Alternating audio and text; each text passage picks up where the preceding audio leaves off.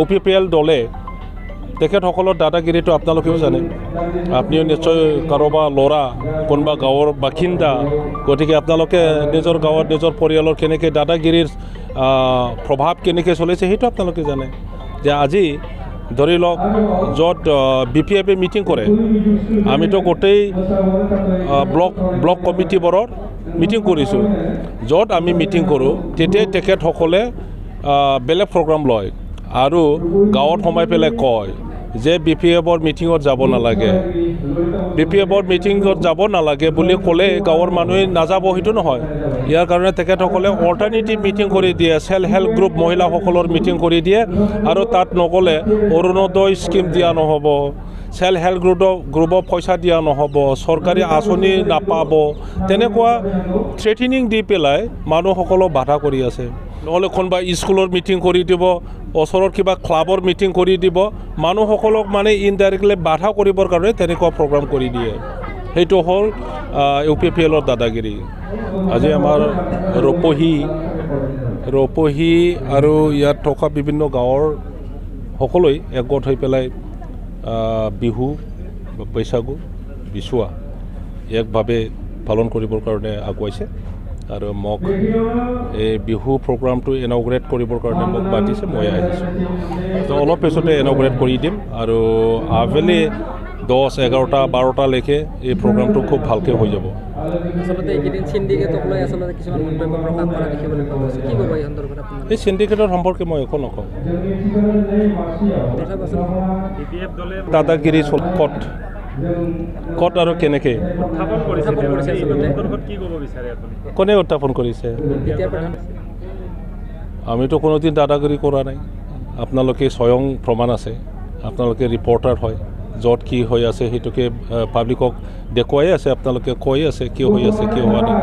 মই ভাবোঁ BPF দলে কোনো ধৰণৰ গণ্ডগোল কৰা নাই, দাদাগিৰি কৰা নাই। বৰঞ্চ UPPL দলে তেখেতসকলৰ দাদাগিৰিটো আপোনালোকেও জানে। আপুনিও নিশ্চয় কাৰোবাৰ ল'ৰা কোনোবা গাঁৱৰ বাসিন্দা, গতিকে আপোনালোকে নিজৰ গাঁৱত নিজৰ পৰিয়ালৰ কেনেকৈ দাদাগিৰিৰ প্ৰভাৱ কেনেকৈ চলিছে সেইটো আপোনালোকে জানে। যে আজি ধৰি লওক য'ত BPF মিটিং কৰে, আমিতো গোটেই ব্লক কমিটিবোৰৰ মিটিং কৰিছোঁ। য'ত আমি মিটিং কৰোঁ তেতিয়াই তেখেতসকলে বেলেগ প্ৰগ্ৰাম লয় আৰু গাঁৱত সোমাই পেলাই কয় যে BPFৰ মিটিঙত যাব নালাগে। BPFৰ মিটিঙত যাব নালাগে বুলি ক'লে গাঁৱৰ মানুহে নাযাব, সেইটো নহয়।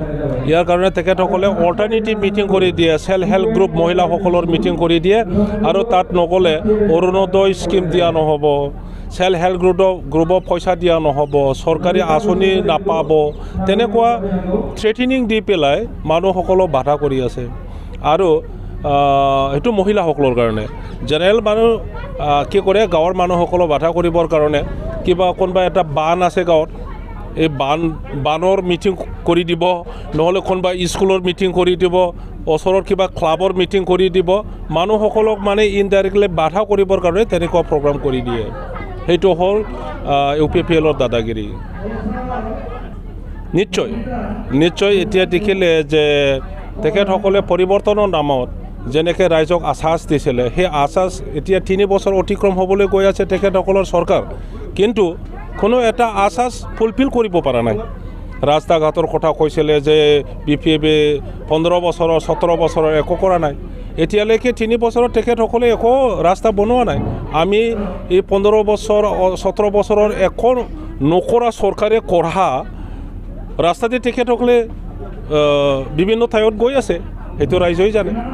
আমি বনোৱা স্কুল কলেজতে এতিয়াৰ ল'ৰা ছোৱালী পঢ়ি আছে, নতুন স্কুল কলেজটো বনোৱা নাই, সেইটো জানে। কৃষকসকলৰ কাৰণে যি ইৰিগেশ্যনে দি আমি পানীৰ যোগান কৰি দিছোঁ, সেই পানীৰ যোগান দি কৃষকসকলে এতিয়াও খেতি কৰি আছে। তেখেতসকলে বনোৱা ইৰিগেশ্যনৰ পানী তেখেতসকলে কোনোদিন দেখা নাই।